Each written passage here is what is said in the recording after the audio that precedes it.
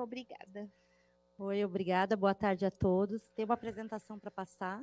Ah, sim, por favor. Está escrito PTI.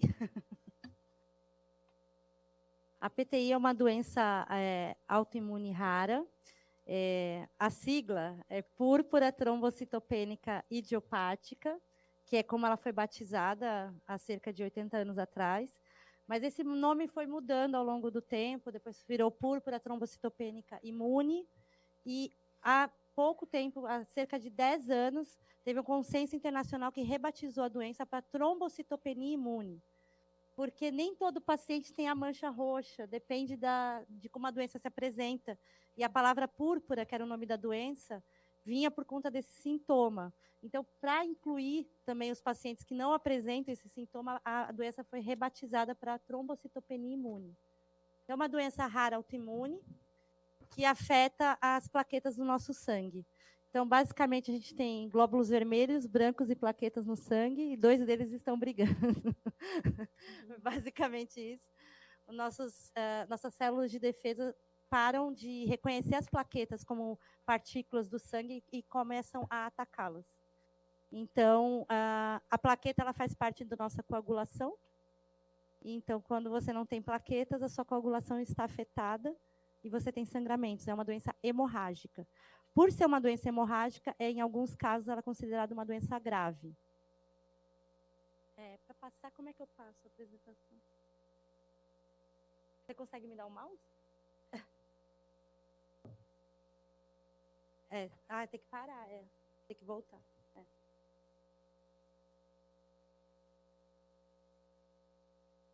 É essa, mas tem que pôr... tá certo. Não, tá certo, tá certo. Tá certo. É da próxima. Isso. Eu trouxe dados para vocês como associação, porque a gente tem a doutora Ana Clara aqui para falar da doença em si, então eu vou falar pela associação. A PTI Brasil é a única associação de PTI do Brasil que atende pacientes de todo o país. Eu comecei a associação como grupo de apoio antigamente, depois do meu diagnóstico. Eu sou uma paciente de PTI, que tive muita sorte de ter a melhor especialista de PTI do país na minha vida, que foi a doutora Ana Clara. E a PTI veio na minha vida em 2014. Eu fui uma paciente refratária grave, eu não respondia a quase nenhum tratamento, então a PTI em mim foi muito agressiva.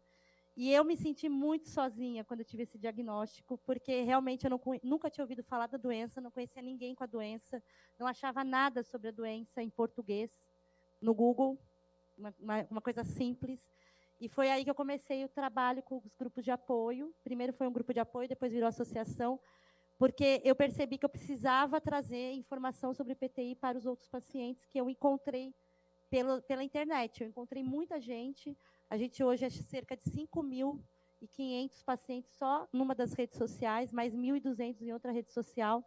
Só que a gente só foi possível essa associação nascer porque teve essa lacuna, teve essa falta de informação, essa falta de acesso ao básico sobre a doença. Eu tive muita sorte, como eu sempre falo, e no meu caso, na minha crença, sorte foi Deus. Eu tive muito Deus na minha vida, porque eu caí na mão da doutora Ana Clara, e ela é uma das especialistas da doença no país. Então, eu tive muita informação. Mas não é a realidade do nosso país. Eu sempre brinco que São Paulo não é o Brasil, e o Brasil não é São Paulo. E a gente tem que ter essa consciência, principalmente quando a gente abre uma associação de apoio.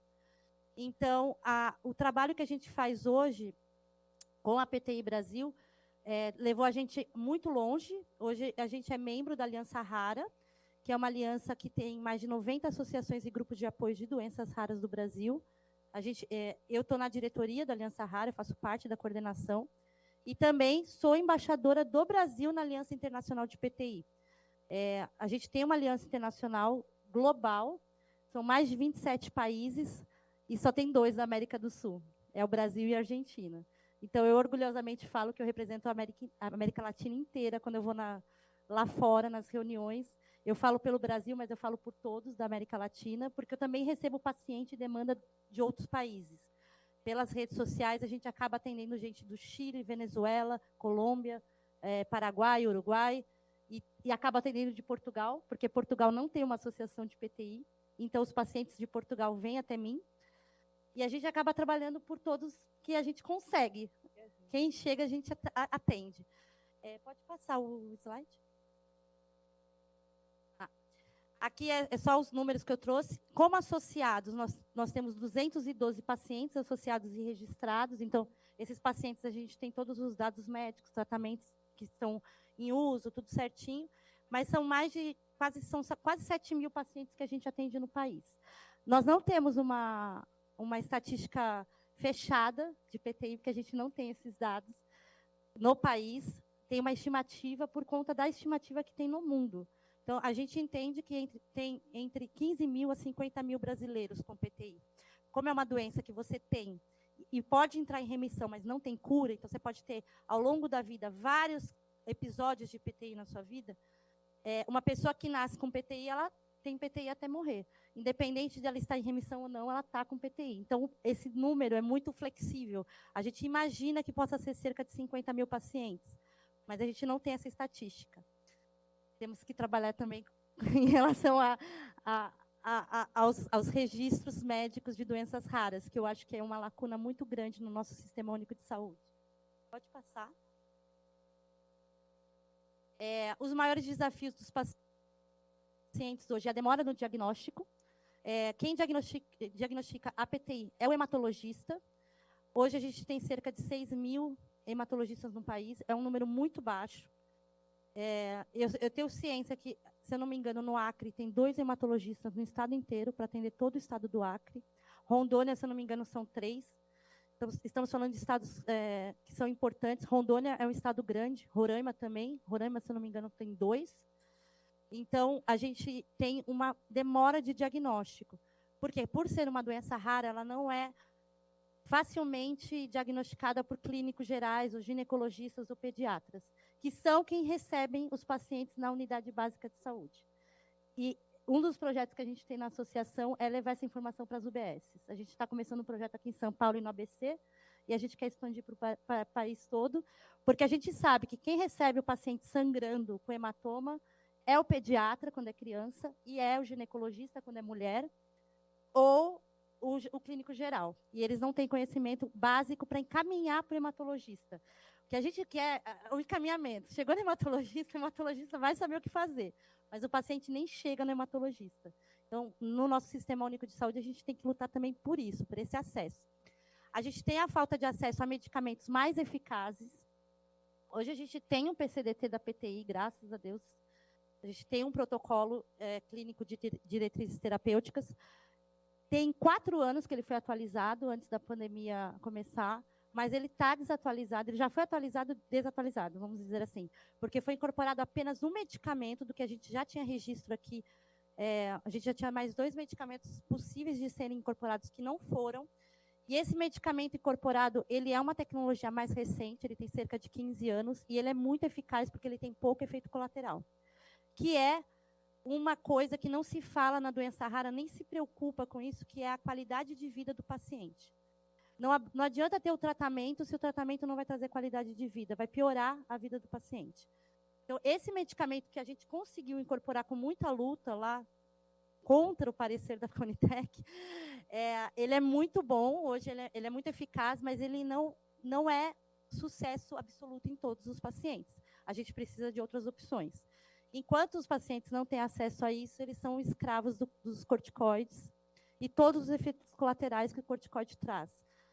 Na PTI, um paciente que toma corticoide, ele usa de 60, 80 ou 100 miligramas por dia. São doses absurdamente altas. Então, os efeitos colaterais vêm rápido e muito, muito, muito graves, né? Então, a gente já tem pacientes que tiveram necrose no fêmur, na bacia, tiveram que fazer transplante, ou então colocar prótese. A gente tem pacientes que já estão desenvolvendo 3 ou 4 doenças adjacentes à PTI por conta do tratamento ineficaz e antigo. Então, nossa luta por tratamento e pela atualização do protocolo. Outra coisa é a falta de medicamento nas farmácias de alto custo, as farmácias de medicamentos especializados. A gente tem o medicamento no protocolo. O paciente tem indicação clínica para o medicamento, porque também precisa ter a indicação clínica, não é qualquer paciente que tem acesso ao medicamento mais eficaz. mas ele chega na farmácia e o medicamento não está lá. Porque o governador do estado e o secretário de saúde não fizeram uma licitação e não compraram o medicamento para aquele ano. Eu estou passando com uma situação, aproveitar que eu estou aqui do lado de uma deputada, então eu vou falar. A gente está com uma situação no Maranhão, no Pará, Rio Grande do Norte e no DF. Mas no Rio Grande do Norte e no Maranhão é mais grave, e no Pará, mais de 1 ano e meio sem o medicamento. E não é que a informação, gente, ela é pública e livre, você consegue ter acesso. Então, eu sei que não foi feita a licitação, não foi comprado. A questão não é que eu vou sempre atrás, né? Eu vou atrás do fornecedor também, porque eu quero saber se tem em estoque medicamento e está em estoque. Os outros estados estão com medicamento. O estado não comprou medicamento. Então, estou falando isso aqui porque eu vou entrar com uma denúncia no Ministério Público contra esses estados em nome dos pacientes, porque 1 ano e meio é muito tempo para quem tem PTI. É uma doença hemorrágica. Você pode morrer em questão de dias ou horas. É muito tempo, 1 ano e meio sem medicamento. Pode passar, por favor. Aqui eu já falei, pode passar. Esse é o PCDT que a gente tem mais atualizado, né? Foi atualizado há 4 anos. Um medicamento apenas mais tecnológico que foi atualizado. Hoje a gente já tem 2 medicamentos com bula registrada na Anvisa, que só quem tem convênio médico ou aciona a justiça consegue ter acesso a ele, porque eles não estão no protocolo. E tem mais medicamento em processo de registro, que são mais novos, com mais tecnologia, menos efeito colateral, e que pode colocar o paciente em remissão. E por que é importante para o poder público entender isso? Porque a remissão na PTI é um paciente que não vai ter que fazer tratamento nem acompanhamento, é uma remissão mesmo. Ele deixa de ser um gasto. Então, é mais inteligente você oferecer um medicamento que coloca o paciente em remissão e ele deixa de ser um gasto, do que você manter ele num sistema com a doença crônica, sendo um gasto por anos, e desenvolvendo outras doenças por conta dos tratamentos ineficazes. Então, a gente entende essa questão de custo-efetividade, mas a gente está falando de pessoas e vidas, a gente não está falando de números. A gente precisa avaliar isso também. Pode passar. Aqui, só para vocês entenderem, eu trouxe, em 2018, eu fiz essa pesquisa com 200 pacientes, apenas 1% fazia uso desse medicamento específico que eu estou falando, que é o Trobopag, porque ele não estava no protocolo. Esse 1% que fazia uso tinha acesso via convênio médico ou ação judicial. Pode passar.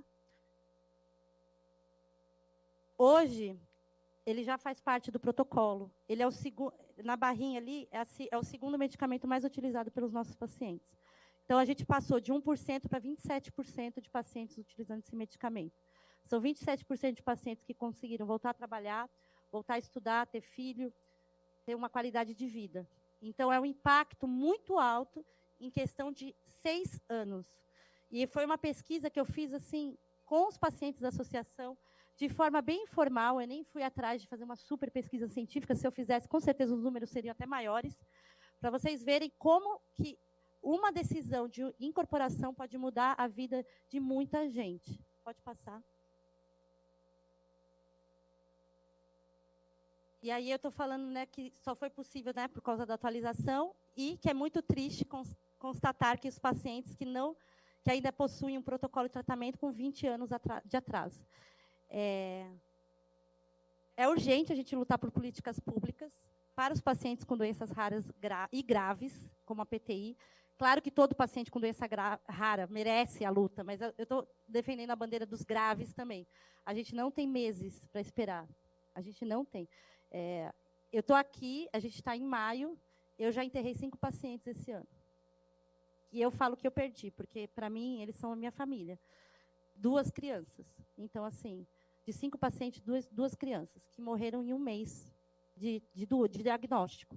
Diagnóstico errado, tratamento mal feito, falta de informação médica, falta de acesso ao medicamento, faleceram de AVC hemorrágico, que é uma das causas que pode levar a óbito na PTI ou AVC hemorrágico por falta de plaqueta. Pode passar. E só para finalizar, né, a nossa luta é por conscientização para a sociedade civil e para os três poderes. É uma doença que afeta diretamente até 50 mil brasileiros, mas indiretamente a família inteira. Uma pessoa com PTI, ela não consegue ter uma vida normal. Então, a família inteira acaba sendo afetada. E eu estou falando de famílias do Brasil inteiro. a gente tem paciente que pega um ônibus no interior do Pernambuco e fica 8 horas no ônibus para chegar em Recife para passar numa consulta. Então, a família inteira tem que se organizar para aquela mãe largar 4, 5 filhos com a avó materna, pegar esse ônibus com o marido para atravessar horas de estrada no meio do sertão de Pernambuco para chegar para uma consulta, esperar, porque ela não vai ser atendida na hora que ela chega, ela vai ficar o dia inteiro lá sem comer. A gente está falando desses pacientes, porque para São Paulo o quadro é ótimo. Eu não estou aqui por São Paulo, eu estou aqui pelo Brasil. Para São Paulo o quadro é ótimo. A gente tem ótimas, assim, aqui funciona, mas eu não falo por São Paulo. Então é isso, gente. A PTI não tem cura, mas a falta de informação tem. E eu luto por essa falta de informação acabar na PTI. Obrigada. Muito obrigada, Marília. Essa audiência é uma audiência nacional. Nós estamos aqui no Estado por conta, né, da solicitação que veio pelo Estado, mas a pauta é nacional. Então, por isso que a gente tem aqui a Priscila Torres, que é a nossa conselheira